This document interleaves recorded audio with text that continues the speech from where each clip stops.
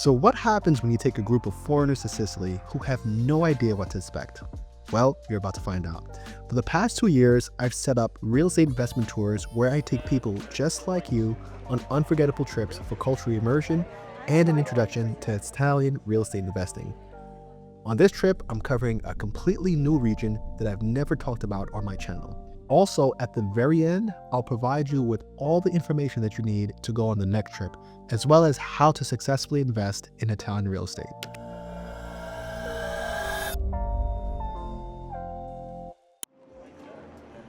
The purpose of my trip is rooted in my love for Sicily. I already own 4 properties here and come back whenever I can. The culture, the climate, and the people make this one of my favorite places in the world. I'm also here to explore new investment opportunities in real estate, always open to evaluating the right deal. This time, I'm joined by Irene and even a few potential investors who are looking at deals in the area. We've chosen Noto because Irene made it her home, and that says a lot about the charm of that area. I had to also return to Ortigia because the last time that I was here, I fell in love with the island and the possibilities of owning an investment property there. In Palazzolo Acreide, well, that was an unexpected surprise, suggested by a realtor on the trip, and I also got to see that it's full of untapped potential. Sicily is an island that belongs to Italy. It's separated by the mainland by only 2 miles, and it's only 100 miles from Tunisia in North Africa. What makes Sicily so beautiful to me is its cultural diversity. Each kingdom and empire has left its lasting mark on its heritage. The population is about 5 million people. 20% of them live in the main cities of Palermo and Catania. One of my top concerns for this trip is sticking to the plan scheduled. In Italy, people are extremely laid back and they often value peace of mind over professional appointments. I've even had agents cancel meetings minutes before our meet times just because they weren't in the mood or forgot until they got that Google notification. Another concern is the weather. This summer has been extremely hot with record-breaking temperatures. That can affect not only our itinerary, but also the comfort and mood of everyone on the trip. As for expectations, they're actually simple. I want to find properties with real investment potential. And just as important, I expect this trip to be safe, enjoyable, and smooth for everybody involved. This trip was divided into 2 main stages. First, it was Ortigia, then we were heading into Noto. Ortigia is a small island that was the original seat of Siracusa, founded in 734 BC. It's full of monuments and charm, from the castle at its tip to Piazza Duomo and the Temple of Apollo. Its market is vibrant and colorful, a place full of smells, sounds, and Sicilian tradition. On day 1, we checked into Hotel Grand Britannia. Gaia and her team took great care of us. That evening, we had dinner at a traditional osteria. We had starters, pasta, wine. It was absolutely fantastic. Everyone after dinner was in a good mood, so we decided to head to a portside party with DJs, drinks, and music, and we were off to an incredible start. On day 2, after breakfast, we set out to visit 4 scheduled property tours. The first was a complete ruin, a blank canvas, but one of my favorites for its potential.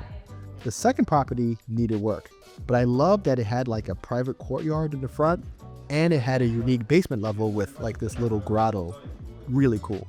The third was fully renovated with stunning harbor views, but far too expensive for our plans. By this point, the group was able to see the full range of possibilities from total rehabs to waterfront turnkey properties. The fourth property had multiple levels with a terrace view, but the layout and its overall condition didn't appeal to me. On Sunday, we met with Emily, a real estate agent and close friend of Irene who had planned a visit to Palazzolo. Emily was eager to show us this town because she believes it holds tremendous potential for people who want a slow living or slow lifestyle, but want larger homes in the region. Despite its beauty and ideal conditions for growth, Palazzolo still remains under the radar for major investors. It's located 43 kilometers from Siracusa and is officially recognized as one of Italy's most beautiful small towns. With a population of around 10,000, it offers peace and countryside charm without being too far from the coast. We visited 2 properties here, but also took time to explore the town by foot. The first home was tucked away without direct street access, but it was in fair condition. It had a wood-fired pizza oven on the top floor and a rooftop terrace with spectacular views. The second property was larger, featuring a massive private courtyard full of possibilities. Both opportunities were attractive in price, and Emily did a fantastic job on the tour, sharing value proposition, historical context, and her thoughts on possibilities with the properties. Afterwards, we had lunch at Andrea's restaurant, welcomed warmly by Andrea and his family. We cooled off, enjoyed great food, and shared plenty of laughs. I was actually surprised by the level of cuisine in such a small town, to later find out that the town is known for a strong culinary tradition and hosts a few cool festivals every year.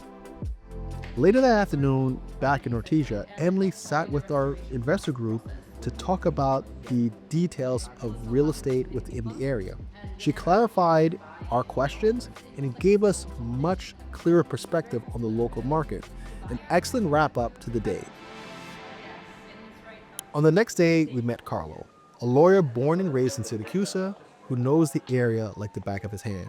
Karl is also a friend of Irene's, and he joined us to host a seminar on real estate laws and the investment process in Sicily.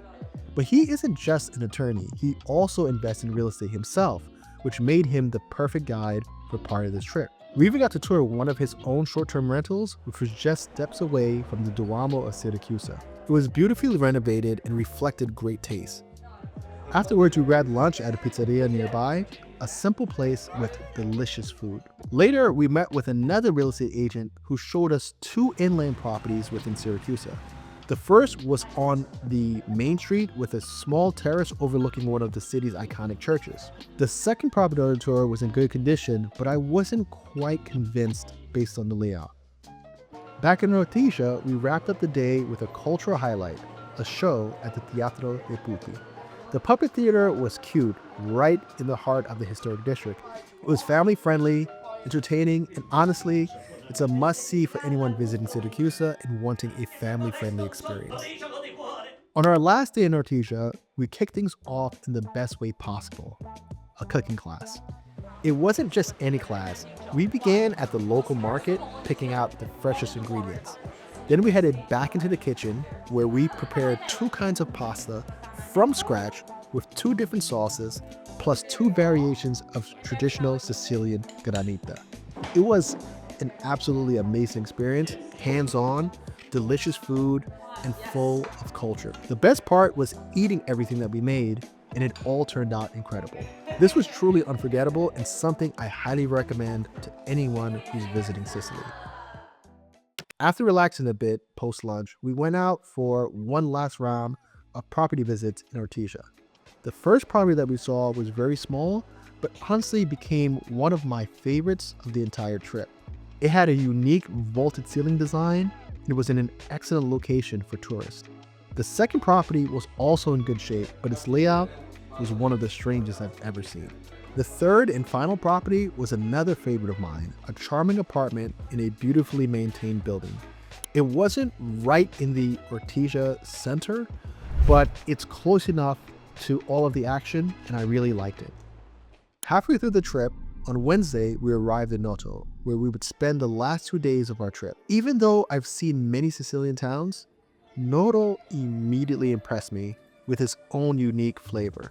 It's a small town of about 25,000 people located in that southeastern Sicily area, still within the province of Siracusa.